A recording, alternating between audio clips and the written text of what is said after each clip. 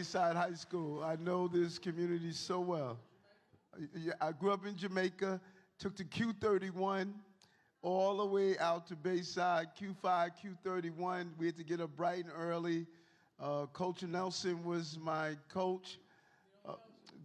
There you go. Boy, you got a lot of history. We may graduated together, you know? Okay. That must be wifey, because she's shutting you up a lot. You know, but really, I want to thank the team for coming out today. And this is number what?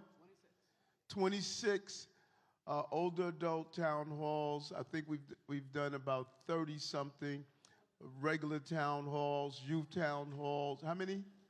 41 town halls throughout the city, because it's just so important for us to hear directly from New Yorkers. And just off the top, this is a cooling center. Where's my director here? Thank you so much. You know, this is a cooling center. So this weekend we are going to make sure that it's going to be hot this weekend, so please come out and enjoy the space of the cooling center. We should have a contest of the best director in the city. You know that? We do have awards. I like that. Yeah, you know that? I like that. Give an award. And so we're going to open the floor and speak with you, but I first want to show you this emergency contact information magnetic strip. You can put on your fridge, wherever you want. It was something that my mom told me about when she was with us. And it's just whenever you have to respond to an emergency, this is just basic information: name, emergency contact number, primary care doctor, chronic condition, allergies, medication. Because oftentimes when first responders have to come to your house, you know, gathering this information is important and it's timely, and it could prevent any type of error from happening. Also, Commissioner Stewart is here, and he has a couple of scam alerts. He's going to go, you put it on the table, and he's going to go over it in a few to go over some of the things that people do primarily to older adults, and want to be really on top of that. Commissioner Stewart often shares the conversation where his mom was either scam or attempted scam, so people really prey on those who are home and don't have a lot of the information that is needed. So 3 years and 7 months later, January 1st, 2022, when I became the mayor of the city of New York, it was unbelievable what we inherited. There was something called COVID that was everywhere. Crime was through the roof. The city was over-proliferation of guns. We were not investing in our foster care children. Jobs were hurting in the city. Major companies were fleeing the city. Tourism was at a significant crisis level. We were not helping children with learning disabilities. Just every area you could look at, and the indicators were real. We had 237,000 migrants and asylum seekers. And people were stopping me on the street saying, Eric, what are you doing? They didn't realize that we couldn't stop the buses from coming in. It was against federal law. We couldn't allow people to work. That was against federal law. We had to go by city law that required me to feed, house, and clothe. We educated 50,000 children. These were the laws that we had to follow, and we lived up to it. It cost us $7 billion, $7.7 billion. And we had to find ways to manage our budget. Those of you who are homeowners, you know how challenging it is when something happens and takes out a significant amount of your budget, and you have to find ways to fill it. But we did. We balanced each budget, and even this budget here, the greatest budget, we like to say ever. 51 of the council persons also signed on and saw that the budget was the right thing to do. But what did we do in 3 years and 7 months? When you do an analysis, there has been a lot of noise 3 years and 7 months. But when you do an analysis of what we have accomplished as a city, the numbers are clear. When you judge cities based on what do you do for everyday working class people and families. We built more housing in individual years in the history of the city. We built more affordable housing and made more affordable housing available for our residents than the 12 years of Bloomberg, the 8 years of de Blasio combined. In 20 years, they have not matched the numbers that we have put in place in 3 years and 7 months. We brought down crime in the city. We moved 22,000 illegal guns off our streets. These last 6 months, we have seen the lowest numbers of shooting and homicides in the recorded history of the city. And I don't know if many people remember in July 4th, 2020, July 4th, 2021, it felt like you were in Beirut. There was so much fireworks going off in the city, and residents were complaining about all the noise throughout the night. You didn't hear that this year. And you didn't hear it in 2022, 2023, 2024, where we sent out a real message. We were not going to tolerate disorder. We had shelters or tents and cardboard boxes all over the city, people living on the side of highways, in our subway station. Many of them were dealing with severe mental health illness. And we went into the system. We took 8,500 people off our system to give them the care. We built more housing in our individual years for those who were leaving shelter into permanent housing in the history of the city. Paying the college tuition for foster care children and giving them a stipend and life coaches until they're 21 years old so they won't slip through the cracks and fall into a state of disrepair. Free high-speed broadband for public housing, and we just extended to other affordable housing today. Universal after-school program, so our children could have after-school programs and be in a safe environment. Pre-K and 3K, 150,000 new seats for pre-K and 3K. We dropped the cost of child care from $220 a month to less than $20 a month. Less than $20 a month. And no income tax for low-income New Yorkers. We removed all the income tax for low-income New Yorkers in this city. Building senior housing, adult housing, veteran housing. Bond raters who do an analysis of how well cities are running, we had a low bond rating. When I came into office, they raised our bond rating, and they stated that the way you're managing the crises, no matter what happens, you're showing the skills of managing the city. They increased our bond, and our bond stayed high, and that benefits our city. Broadway had the best 12 years in recorded history, and 12 months in recorded history in the city. 65 million tourists. Tourism is back. They're spending money. We dropped unemployment all across the entire city. We put more and more people into jobs. You can clap for that. More and more people into jobs. And there's been some ups and downs, folks. Ups and downs. Listen, I am 64 years old. And if anyone understands how people could disappoint you in 64 years, I know you do. When I sit in a kindergarten class, they don't know what it's about. But I'm pretty sure many of you in your life have trusted people you should not have trusted. People have broken your heart. People have done things that really disappointed you. And that's how I feel when I look at this journey. I'm perfectly imperfect, but I'm dedicated to this city. I wore that police uniform for 22 years, and I stood on these street corners and protected the children and families of this city. I would never do anything to tarnish the name of my family and tarnish the name of this city. I serve you well. I serve you well. And I thank God I had the opportunity to be the mayor of the greatest city on the globe. There's no place like New York. There's no place like New York. You know? And New York is a tough crowd. I like to tell people New Yorkers have 5 fingers. They love the middle one the most. They don't have a problem telling you how they feel and how they think. And they will say it in any language they want. But it's great people. We're not good because of the Empire State Building and because of Broadway and because of all of our waterways. No, we're good because we are the people of the city of different diverse groups and backgrounds that come together and create this unique product that's called a New Yorker. And no matter where you can go anywhere in the globe. And people will be talking about they're from Oklahoma, they're from Seattle, they're from here and here. But when you say New York, everybody turns around and look. Because there's something special about being a New Yorker. And there's something special about being a mayor of the city of New York. It's only been 110 of us. That's it. And I'm blessed. You think about this. My story is the New York story.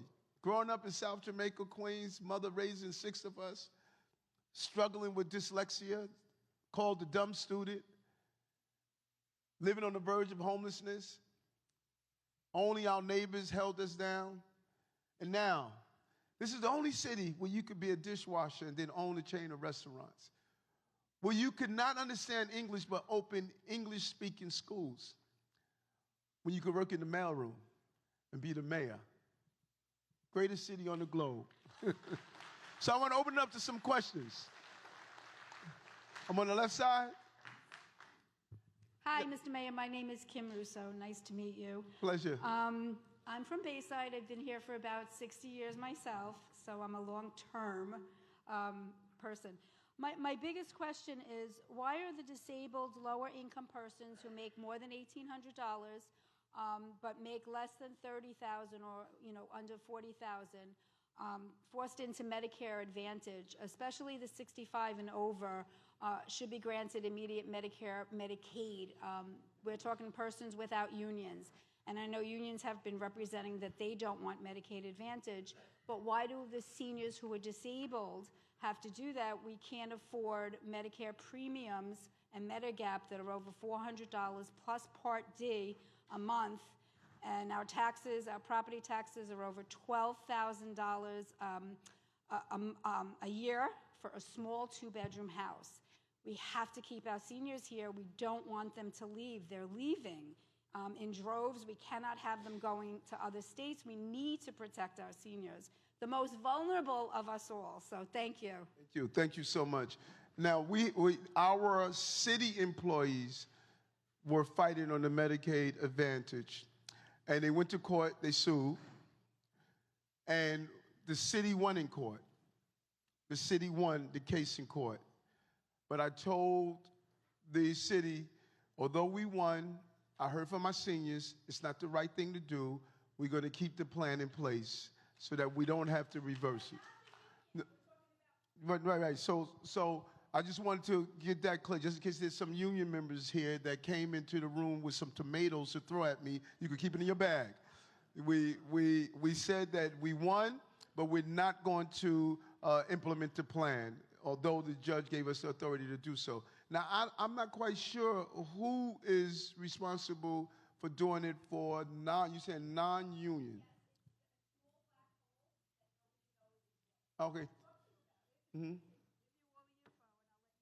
So can we find out, Absolutely. Doctor, can we find out about that? Okay. Yes. Yeah. I'm going to come to you in a bit, and I'm going to get all your information, okay? Okay. All right. So let's see if we can fill that hole. I don't know if it's the state or the city, so let's see if we can fill that hole, okay?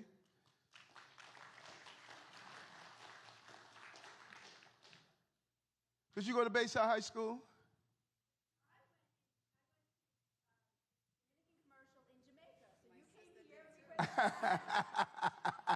Jamaica High School on the Hill? Well, it was a school near that. Okay. Okay. Love it. How are you, ma'am? Hi there. Nice to meet you. Good. You mentioned Bayside High School. 4 of my children graduated. Wow. One of them was there 2 years after you. Love And it. Okay. She is a judge. Wow. So I think Bayside High School did pretty good for her. Yes, I agree. Okay. Now, my question is, why are motorized vehicles, e-bikes and so forth, who are unlicensed, don't have insurance, and don't have registration, they're allowed in bike lanes and in public parks and the greenways of the city? We have not attended one town hall that we don't get a question on those darn e-bikes, you know. We've dropped the speed limit to 15 miles an hour.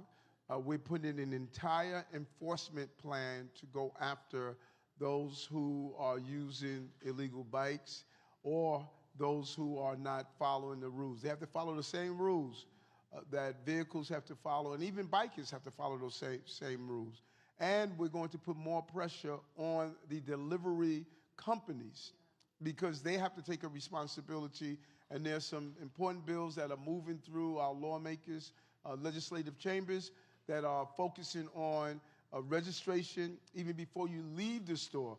It should be registered. It should have insurance because if you're hit by one of these vehicles, you're left with the burden of paying the cost. So we're doing a whole series of enforcement around e-bikes. Do we have anybody from DOT? You want to talk about it? Hi, good afternoon, Mr. Mayor, and good afternoon, everyone. So we recently announced, thanks to the mayor's efforts, a Department of Sustainable Delivery. So it's a brand new division at the New York City Department of Transportation. So we like to say that we focus on the 3 E's. So that's engineering, which DOT does. We have an education division, and we've worked very closely with our partners at NYPD on enforcement. So with this new Department of Sustainable Delivery, we're going to have 45 peacekeeping officers. So they will be deployed based on hotspots throughout the city. So obviously we'll work with the business improvement districts, community boards, civics, and facilities such as this. And then these peacekeeping officers will be able to issue some moving violations. So it's a very important E in the 3 E's of DOT. So thank you for your support. Yeah, we hear it all the time. And we really, First Deputy Mayor Mastro, Commissioner Idanis Rodriguez, the police commissioner, we really have started a real enforcement action. We removed 100,000 illegal vehicles and two-wheelers, four-wheelers off the streets and crushed them. They've been used in crimes. Many of them were doing snatching jewelry. They were doing robberies. And so we really zeroed in on them. As a matter of fact, the person who shot the Custom Border Patrol officer over the weekend, he was on the same type of device. So we're with you. There they are. How are you, sir? Hello. Thank you for coming. Thank you. I also went to Bayside High and Okay. so did Louise. Orange and blue are we? Oh, man, look at that. So my question is... I would love to ask you what years you graduated. You, not wifey. We actually graduated the same year. What year was it? 1971. 1971. Love it. My question is really more specific than the other questions here. It's about PS 169 down here on 212th Street. Mm-hmm. It's been under construction for a very long time. It just seems like the construction never ends. It was been since, it's completed. They're just like rebuilding it, but like piece at a time, I think since before the pandemic. I know kids who never went to a school that's not under construction. You know, they go in first grade and they're graduating 5th grade now, and it's been under construction that entire time. Different pieces, you know, they put in a new wing, that's great. They redid the front schoolyard, but really does it need to be for that long? The 212th Street, that area is always broken up. Who's that, PS what? 169Q. Who's DJ? I thought he came in. It was DJ. See if we can find DJ. Okay, while we're here, let me have them call and find out what's the status on it, okay? Thank you very much. Okay. DJ, look at the PS1. 169Q.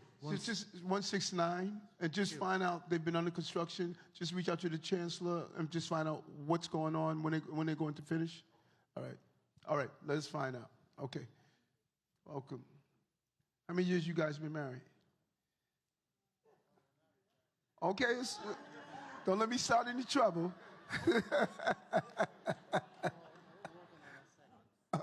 Second?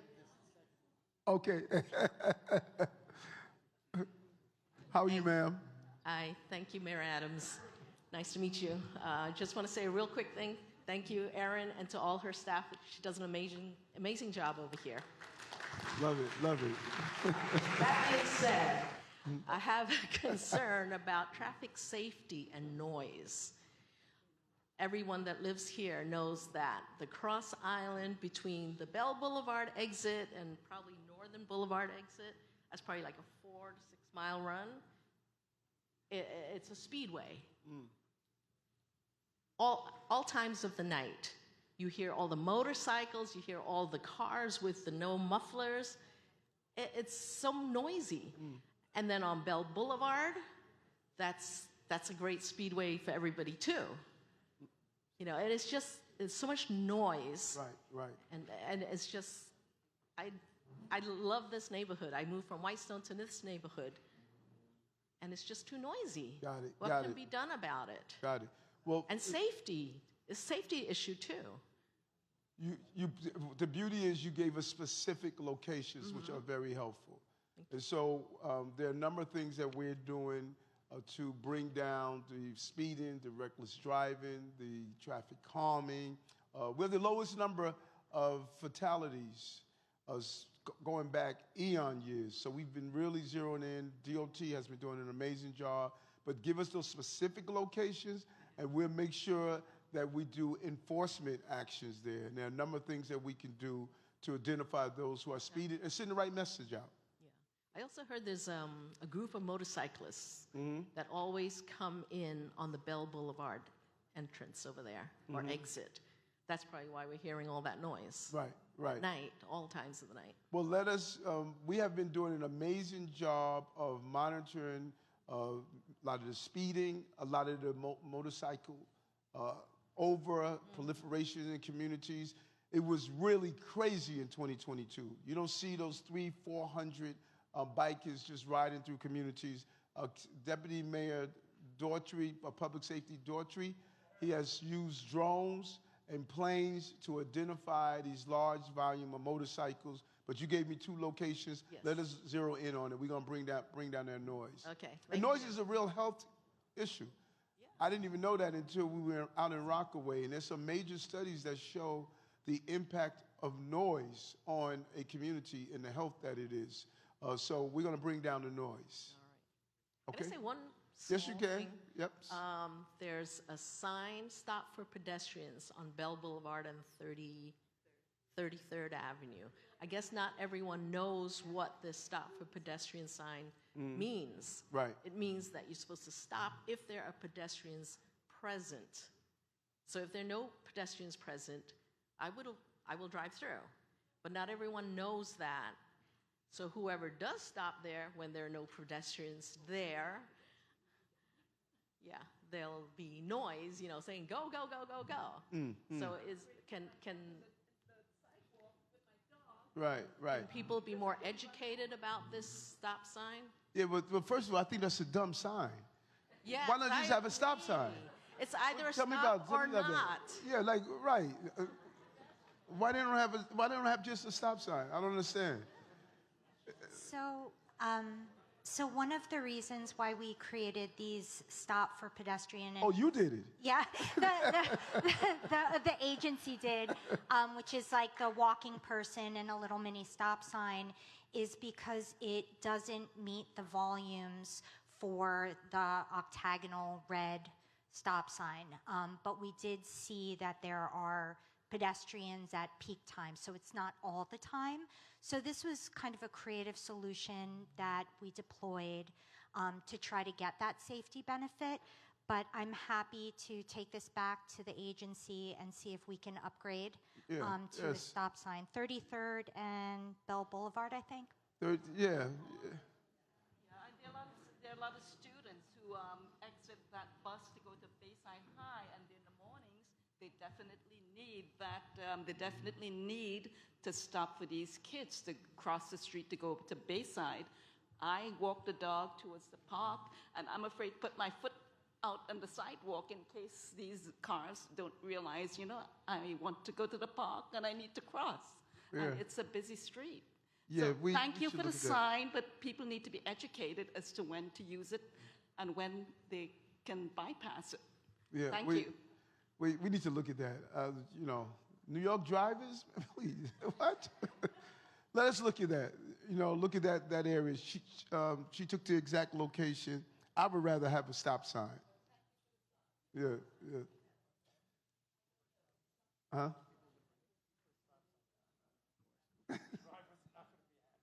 Yeah, I know they're not, you know. How are you, sir? Yeah.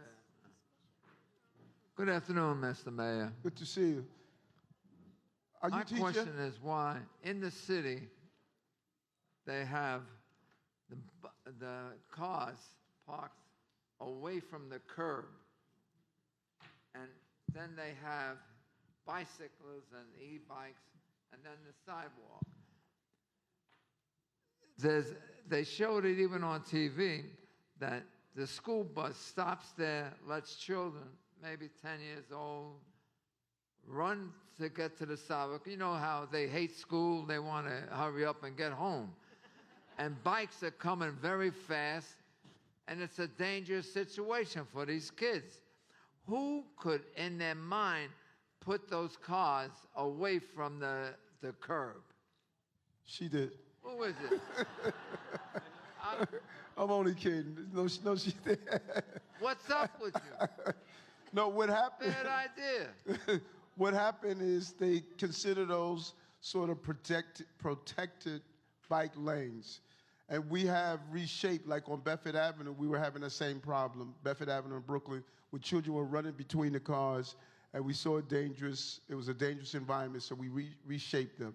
That design was designed to sort of prevent people from speeding and to create a protected bike lane in the area. Not all of them are like that, but that was the design that was put in place by the DOT. Okay, are you a teacher? No, I'm not a teacher. Okay, did you wear a tie for me? Yes, I did. Yes, I did. Excuse me. Just out of respect for you, Yeah. for being the mayor. You're a good man. You know, Good man. You know I that? give you your props. You know that? I graduated in 1965 from Thomas Edison School, right across the street from Jamaica High School. It was all boys at that time. That's right. That's all we could do was look at the girls dancing across the street.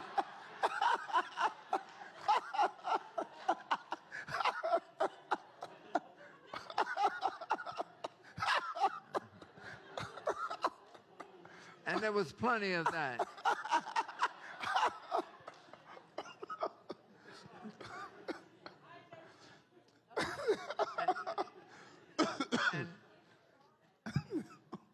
It's just on 33rd Avenue over here in Queens, the bicycling, miss, the bike lanes are in the middle of the street. And the cars are going this way and coming that way. I don't know who designed these things. Now we know. So do we have numbers? Do we have numbers? Come on. Are we dealing, Inspector? Are we dealing with any accidents there? Do we know any numbers over there? That location is actually in the 111. I'm the commanding officer of the 109 precinct, but I'll bring your concerns to Captain Ram Lochin, who's the CO there, and I can speak for my precinct, which I'm sure Captain Ramlochan is doing as well, is we have dedicated traffic units that are out there issuing summonses, conducting enforcement on these bike lane roads to ensure that everyone is in compliance, and we'll continue to do that. Colonel. Inspector. I'm saying Colonel because I was in the military. Okay. All right? You are a colonel, right? That's a full bird. Inspector. It's a full bird, right? That's right. Okay. This. Why is there so many cars? They're all living here in Queens, but they got licenses for Louisiana, California, and they're trying to beat the high cost of insurance here. It's not fair to the other people that live here. And that's illegal. It's illegal to do. It's illegal to do. But first I want to go with your first issue. Can we just find out, either through the inspector, let's just find out this if it's a safety issue there. I go off, man. Yeah, we're going to find out if it's a safety. Let's see what the numbers are. Have them look. All right, Commissioner? Well, all right, okay.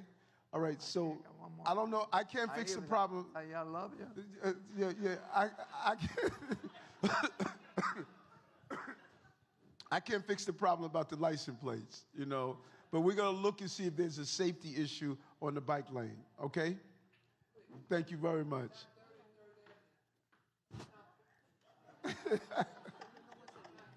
Yeah.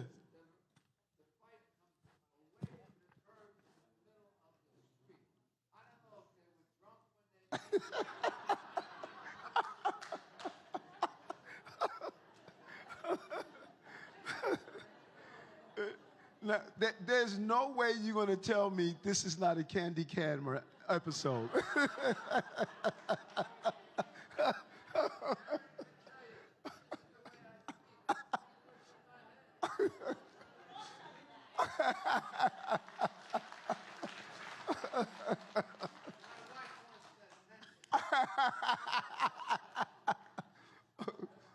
All right, thank you.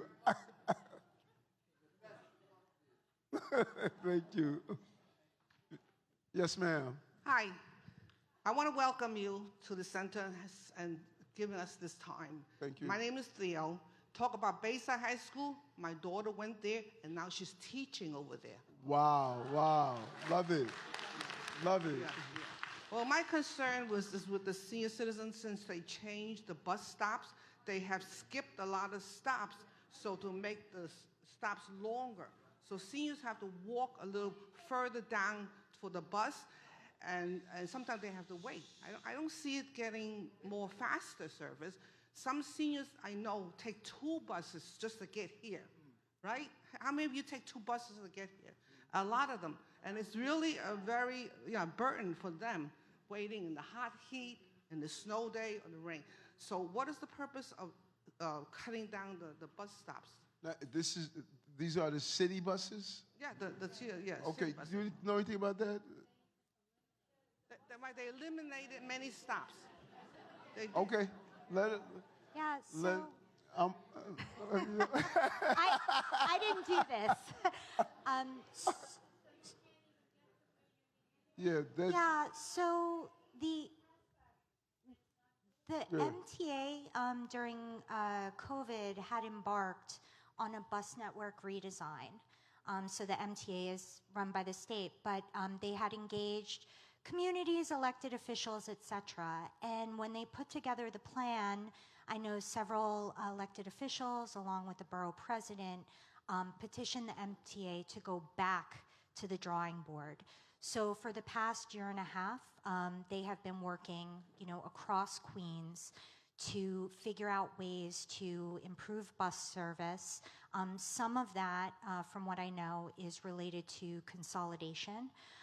So they, if there are nearby stops, they have eliminated some stops, but also they have added additional routes. So I'm happy to pass along my card and get kind of the routes and connect you with the MTA to discuss the bus service. But I know that they recently launched it, and presently they're in the process of removing some signs that are still around the borough. So it's a state-run entity. A lot of people think that we control the subways and the bus system, but it's MTA the state. But what we're going to do, we're going to weigh in, particularly if they skip stops. You should not be walking longer.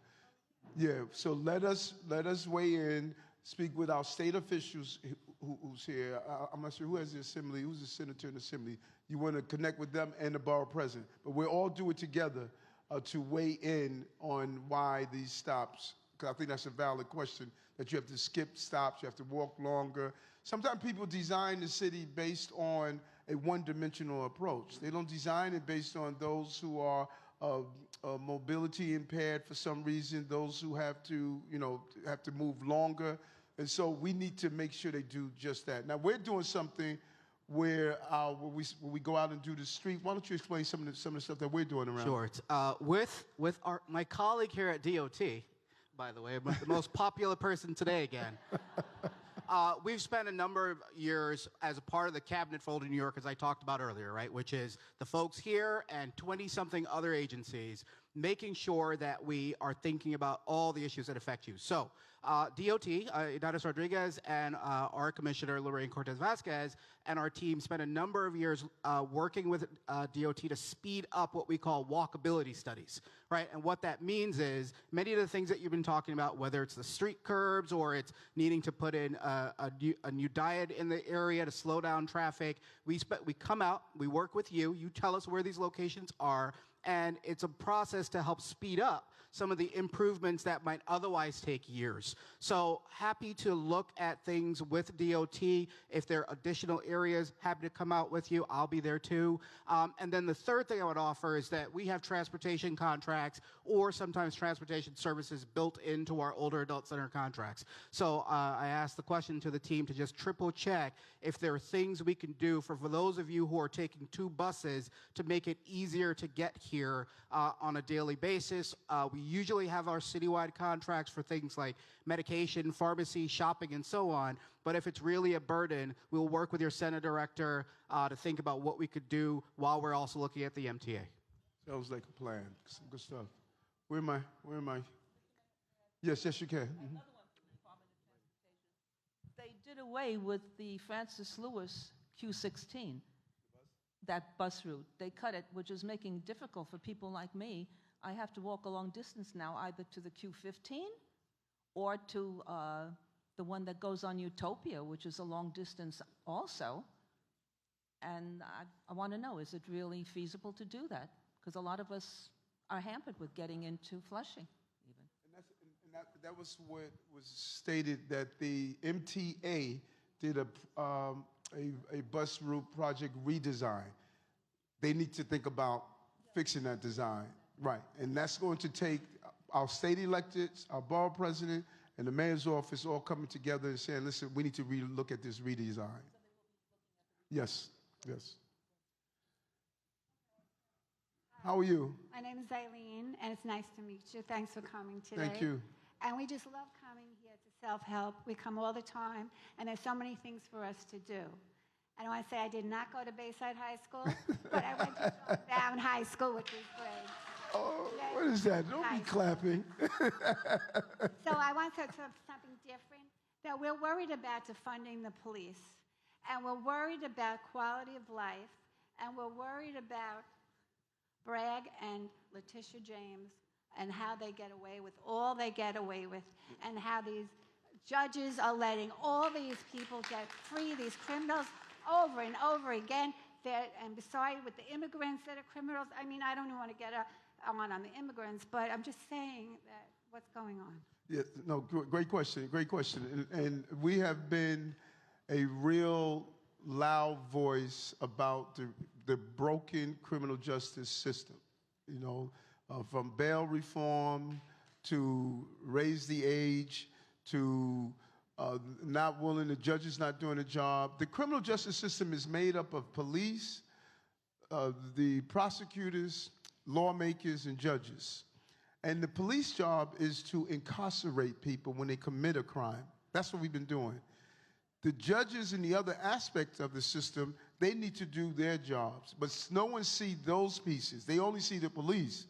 And so I join you in this. And I've been stating, even when we talk about the migrants and asylum seekers, the documented, undocumented, these gangs are preying on undocumented people as well. We took down a dangerous gang, 27 gang members. Those gang members were forcing women to sell, to go into prostitution. They were selling drugs. They were selling guns. Some just real dangerous people. And people should not mix that up with hard-working people who come to the country trying to pursue the American dream.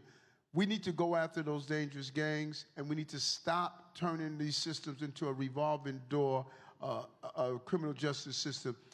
The person who shot the Custom Border Patrol officer a few days ago, they were arrested over and over again for violent crimes, over and over again. And that is why I am unrelenting, and I would not surrender to those who come here and violate the right to be here. They need to be held accountable, and they should not be here if they do so. That's what I feel strongly believe in that.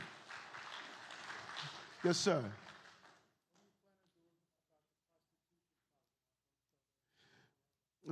The residents there. Now, he said, what are we doing about the prostitution problem on Roosevelt Avenue in Corona? There were lawmakers, when we said we were doing an initiative there to clean up prostitution because sex trafficking is real, it's playing out in our city.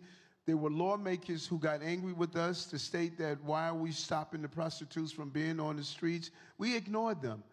Now you see real stores opening there. All those brothels that they used to have, all that illegal behavior, crime has dropped in that area. You're seeing good stores open in that area, and the families are jumping for joy. The numerical minority, they're the loudest, but they're not the majority. There are more of us than it is of them. We just got to ignore their noise and do what's best for the city and for the working people of this city. And I'm a master at ignoring the noise of all those people who are yelling at us, you know. I did it as a cop. People used to call me all sorts of names, you know, and I said, you getting this summons anyway, you know.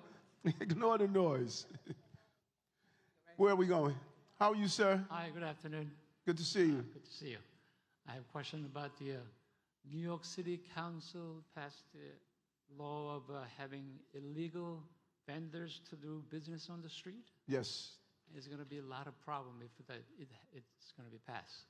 Because, for example, like Main Street used to be like really mess over there, and it's going to happen again. And also Junction Boulevard, and it's going to will be happening Bale Boulevard also if it happens. And we're going to have a lot of problems. And also 74th Street, Jackson Heights, and 37th Avenue, and Roosevelt Avenue. There are a lot of issues about the illegal vendors going on right now, too. So what are you going to do with these issues? Sandra, that's another area we hear a lot of complaints. Sandra Ong, the council person who was from that area, called us back in 2022. First year we were in office. Main Street was a mess. You know, illegal vendors, and you've seen a lot of illegal vendors. They were on the Brooklyn Bridge. They were in Coney Island. You know, you don't want to prevent people from being entrepreneurs, but illegal vendors can hurt brick and mortar businesses who employ a lot of people, pay taxes, have to pay the rental fees, the lease fees, and so we have been really focused on going after those illegal vendors. And it's almost almost a whack-a-mole sort of, that when you close them down, confiscate information, or tell them to move on, they keep coming back, so we have to remain steadfast and clean it. Now, we're getting a lot of fight from the city council. They believe we should have unlimited vendor license. They believe that whoever wants a vendor license should be able to open, and they should be able to sell stuff anywhere. So can you imagine if you're a supermarket and someone's out front selling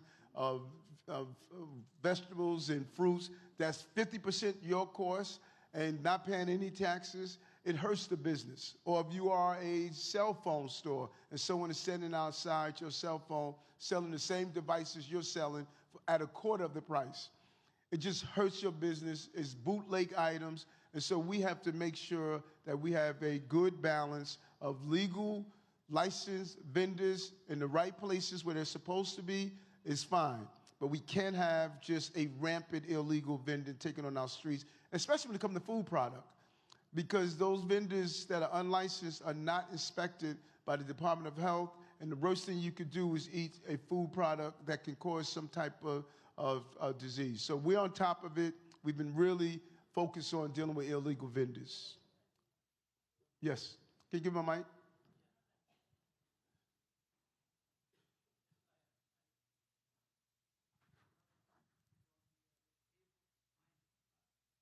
Is it on? It's about to sign your, to pass the law. Is it you're the one you decide to not to pass? Or? Great question. Yeah. What happened is city council will present a bill. I sign it into law. Right. Or if I don't sign for a certain period of time, it automatically becomes law. If I vetoed the bill, then they have to go back and get a 3/4 majority to override my veto. And if the bill is currently, that you're speaking about, if it hasn't gone through yet, it's probably on my desk. I would have to look at it and make a determination of the next step. So I hope there's a veto. The bill. Sounds like a plan. Yeah, because it's going to be, store owners has to pay the, insurance, and then if something, God forbid, something happens in the street, and there's someone falls, and the owner has to cover that cost, right? Yes. Yep, yeah. I agree. Have DJ find out where that bill is located. DJ, see where that bill is located? It's the vendors bill. Okay. Did they give you information on that school? Okay. Let me find out where the bill is, okay?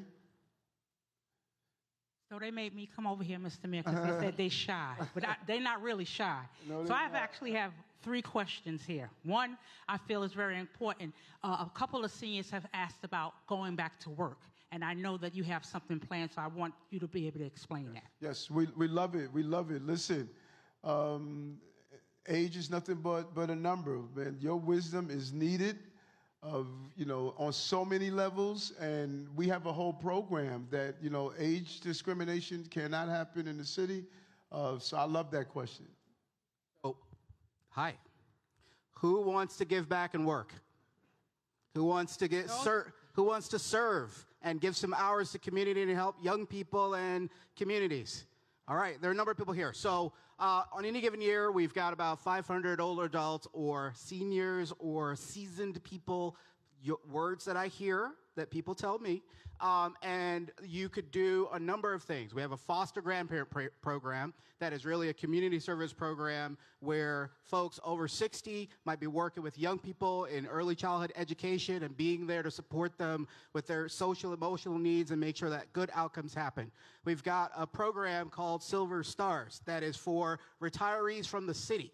And it also includes folks who have worked before, who want to come back and give typically to government and nonprofits. So over 700,000 hours of service, and we want to make sure that people get employed. We've got our summer interns here, Mr. Mayor. I mentioned this earlier to everybody. Summer interns, raise your hand. There are 2. He was shy. He didn't want to ask the question. You're shy. You're not shy in the office. Then we've got 30 others back at our office because we commit to intergenerational. The thing we ask employers, entrepreneurs, and others is commit to older adults too, because you are making sure that that experience does not leave the community, and we continue to serve. So our Silver Stars program, which includes city retirees and folks from community who want to help out the city and nonprofits, that is in place. And then we got money from the federal government for a program called Silver Core. If you are interested in that program as well, that is to get you to a job.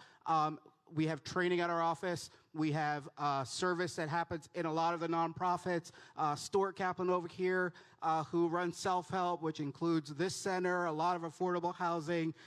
They know that you can come back and serve, and I hope you've already hired people too, Stuart. That's the commitment that happens. A lot of folks get hired by nonprofits, but we need more, and we need our employers in the city to step up, and we're looking at investing even more in these programs. Thank you. So how could they find out? Where's a good place they could go? Sure. So NYC Aging, there's online, but you could also call 311, because 311 can get you anywhere in the city. 212-AGING-NYC, 212-AGING-NYC. Your center director has all the information. We will get you flyers at the center if you're interested in serving as a foster grandparent, or if you're looking for a job and training. That's the thing that we're going to follow up on. Great. I'm going to come to you, sir. I'm going to come to you. Okay. Yeah. And this young lady, she joined this conversation late, and she wanted to ask this question. She was concerned about housing, but she heard there's some zoning going over by Whitestone Bridge.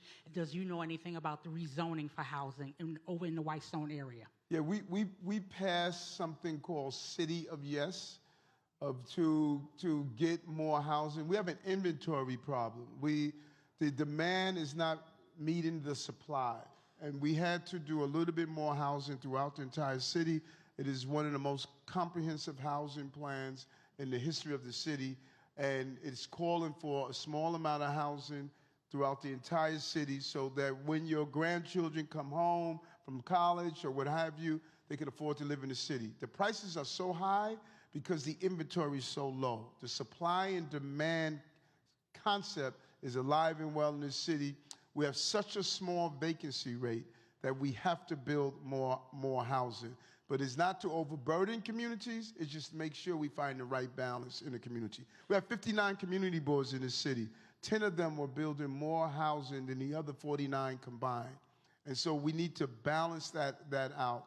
But it's not to overburden communities, it's to find the right amount of housing. And your city council members really were part of the process to make sure we didn't overburden communities.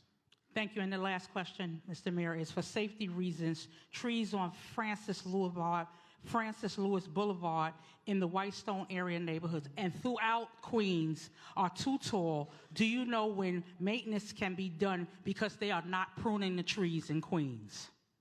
Yeah, the Department of Parks, we don't have anyone here from Department of, oh, okay, there you are.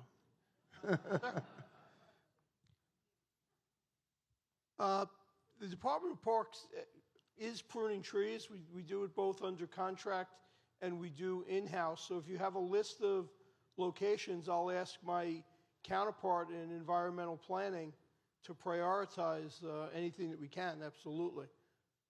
Actually, Deputy Chief Simmons, why don't you grab the information? We'll share it with E&P.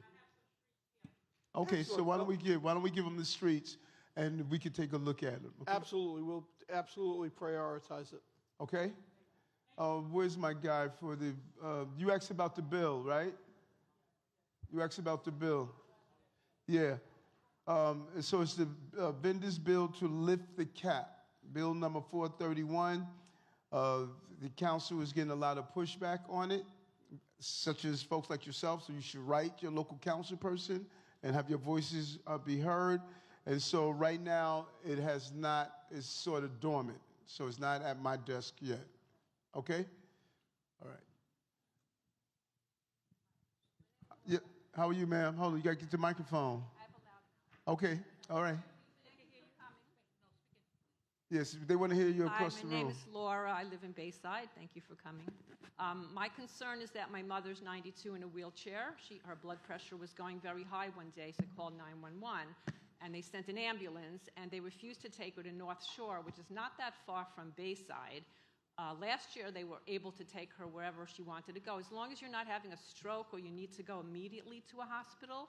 But they took her to Flushing, which is the worst hospital in the area, and they told us that the protocol that FDNY now has in place, which I'm sure nobody knows about because I didn't, they take you to the closest hospital. So if that's Flushing and you want to die, you could go there. But why are they allowed to say, no, we went to Flushing, their computers had been down for 5 days, computers not working, she got no help at all, it was horrible. So why is FDNY allowed to say you can't go to a hospital where her doctors were and all her records, and any age, it doesn't have to be the elderly. I mean, if something happened to any of us, you want to go, if you're able, to the good hospital, right? So why is FDNY able to decide?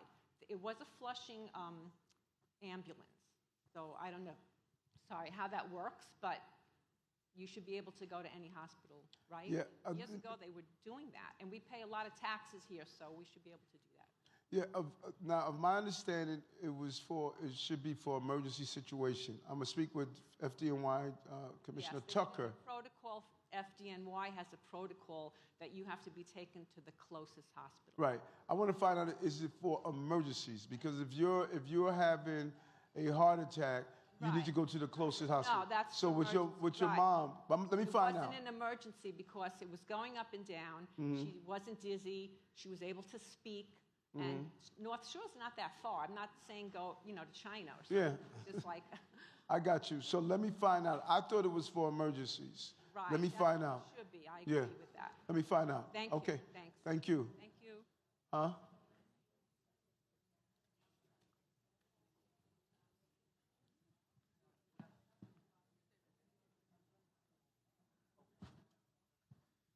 Good afternoon, Mayor.